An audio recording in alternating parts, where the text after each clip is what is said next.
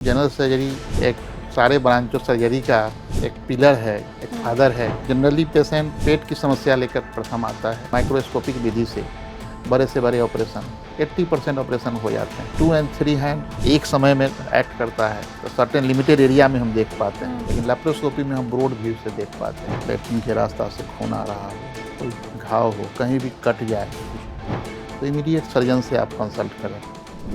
नमस्कार, आज हम बात करेंगे जनरल सर्जरी को लेकर।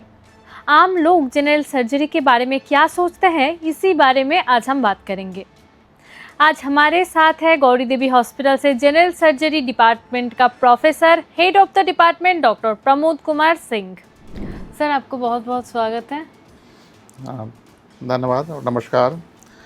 मैं doctor Pramod Singh, professor and head of the department of general surgery, Gauri Devi institute of medical science and hospital, Rajband, Durgapur. Sir, पहले ही हम जानना चाहेंगे कि जनरल सर्जरी क्या होती है। आम लोगों को इसके बारे में पता है? बिल्कुल, जनरल सर्जरी का मतलब ये नहीं होता है कि आम सर्जरी है, बेसिक सर्जरी है। जनरल सर्जरी का मतलब बेसिक टू एडवांस सर्जरी भी है। जनरल सर्जरी में हम जनरली पेट का ऑपरेशन, आंतों की operation, gall bladder, hernia, appendix, piles, fissure, fistula और इमरजेंसी बहुत सारे ऑपरेशन टेकल करते हैं हम। आम पब्लिक में धारणा है कि जनरल सर्जरी एक छोटा ब्रांच है। ऐसा नहीं है। जनरल सर्जरी एक कोर ब्रांच है जिससे बहुत सारे ब्रांचेज निकले हुए हैं।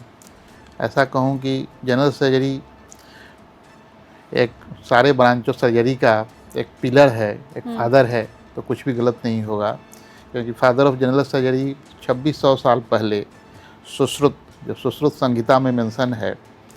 ये मेंशन द प्लास्टिक सर्जरी और मोतियाबिंद के बारे में बहुत सारे डिटेल्स लिखा हुआ है। उसके बाद रिसेंट डेवलपमेंट हुआ, मॉडर्न सर्जरी के जॉन हंटर हुए, एंटीसेप्टिक सर्जरी के लिस्टर हुए। सो जनरल सर्जरी बेसिकली हम पूरे फाउंडेशन को ठीक करते हैं मरीज का। बेसिक एनाटॉमी जितने पूरे अंग के होते हैं सबका जनरल सर्जन को जानकारी रहता है। In fact general surgery head to toe तक कुछ भी असुविधा होता है, जनरल सर्जरी टेकल करता है। ठीक है, जनरल सर्जरी ऐसा कुछ भी नहीं है कि सिर्फ बेसिक सर्जरी एक सामान्य सर्जरी है। सर, जनरल सर्जरी में किस तरीके का पेशेंट ज़्यादा आता है? जनरल सर्जरी में जनरली पेशेंट पेट की समस्या लेकर प्रथम आता है। तो पेट में अपेंडिक्स हो गया, गॉल ब्लैडर हो गया, भीतर पेट के अंदर कोई गांठ हो गया, हर्निया ये कॉमन है, इंटरनल हर्निया और एक्सटर्नल हर्निया, हाइड्रोसिल की समस्या हो गई, रेक्टम रिलेटेड सारे समस्याएं, फिशर, पाइल्स है ना, फिस्टुला की समस्या होती है, स्तन में किसी तरह की बीमारी हो उसकी समस्याएं होती है, गर्दन में थायराइड की समस्या हो उसको लेकर होता है।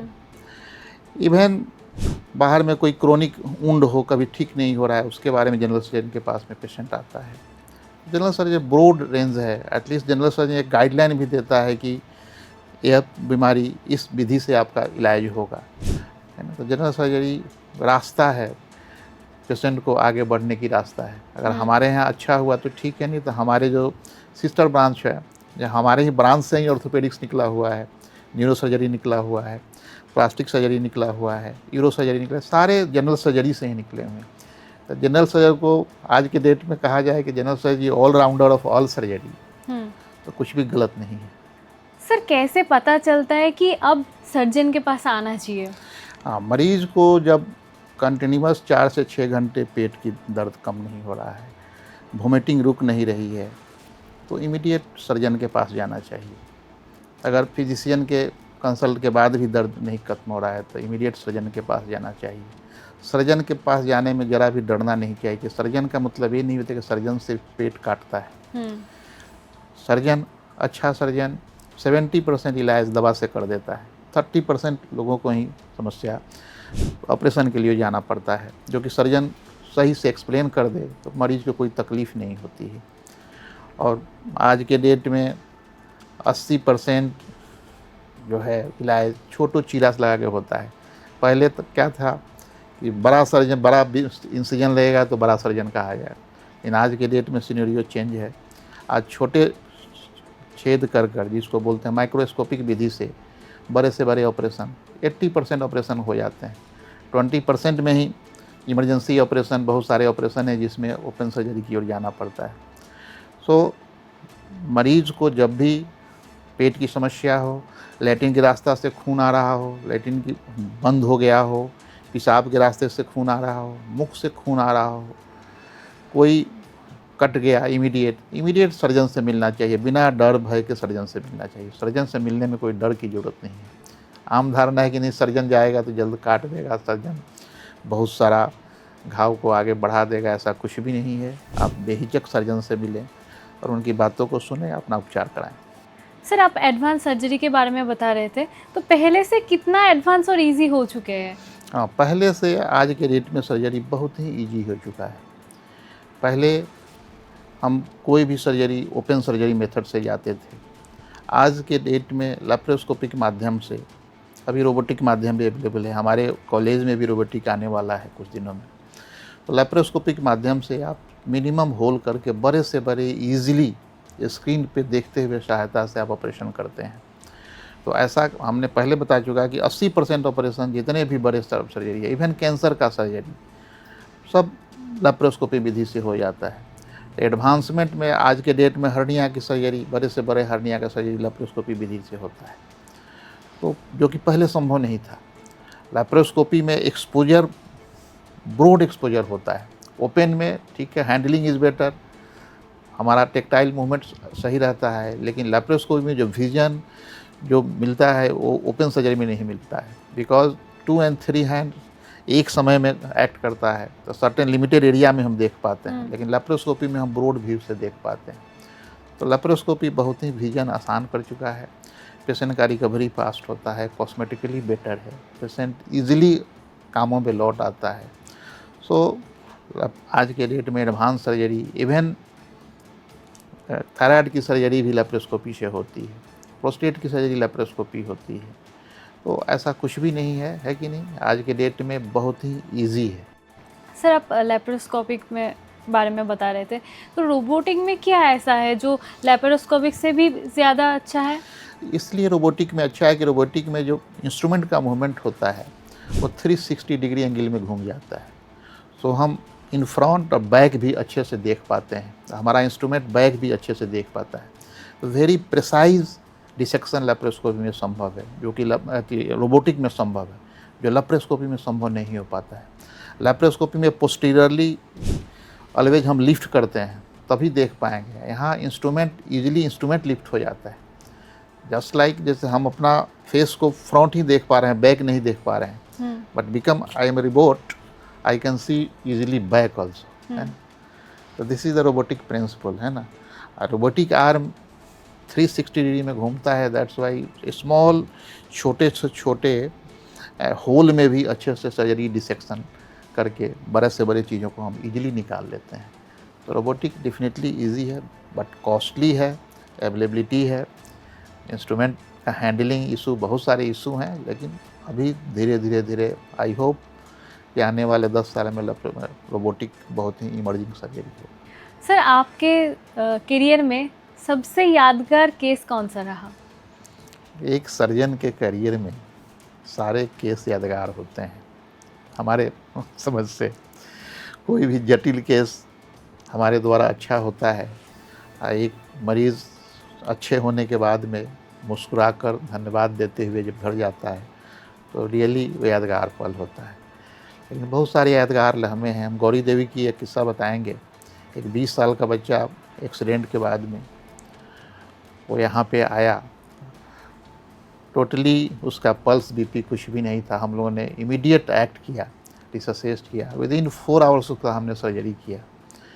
उसको 10 से 12 बोतल ब्लड दिया गया और उसके स्प्लीन निकाले हमने, उसके डायफ्राम की इंजरी थी, गट का इंजरी था, सारे रिपेयर किए, रिसेक्शन किया और वो बच्चा बिल्कुल अच्छा स्वस्थ होकर 14 दिनों के बाद में घर गया। आज भी 1 साल में कम से कम एक बार मेरे से मिलकर जाता है। वो आसनसोल का बच्चा है। I is very happy, he happily enjoy, married भी, उसका शादी भी हो गई, बच्चे भी हैं। I is very happy. तो ऐसे बहुत सारे इंसिडेंट हैं, लेकिन सारे के सारे जो क्रिटिकल केसेस खासकर जो होते हैं, जो मरीज होपलेस रहता है, उसको जब हम अच्छा करते हैं तो रियली किसी भी सर्जन के लिए यादगार पल होता है। सर ये कितने साल पहले हुआ था?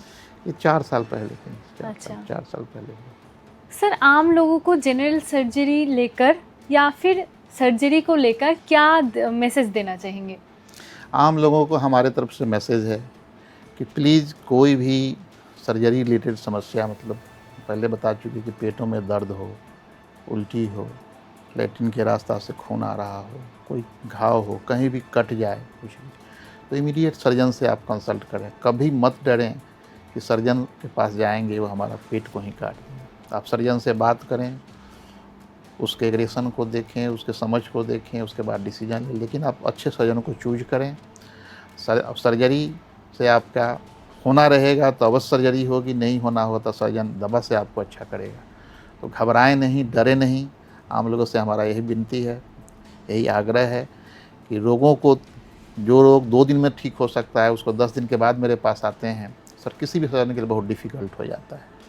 सो रोग को बचा के आप नहीं रखें, रोग को आप ऐसा मत करें कि रोग को आज नहीं कल मैं दिखलाऊंगा।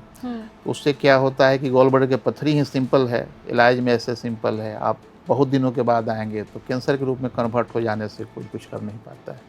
लैट्रिन के रास्ते में बहुत सारे समस्या होता है, जनरली आदमी मिल नहीं पाता है, उसके लेकर बहुत सारी रोग ऐसे रोग हो जाते हैं कि जो क्रोनिसिटी में बदल जाता है।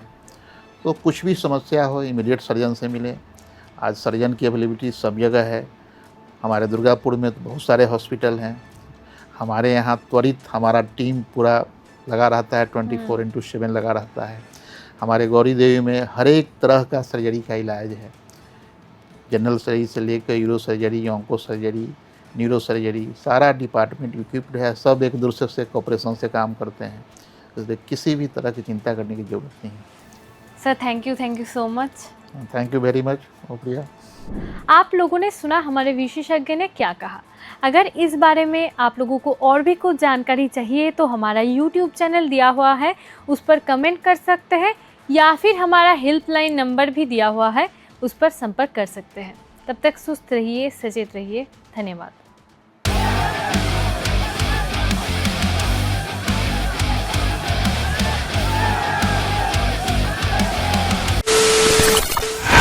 খবরের নামে প্রতিদিন সন্ধে আপনার ড্রয়িং রুমে কি শুধুই চিৎকার চেঁচামেচি হে আসে?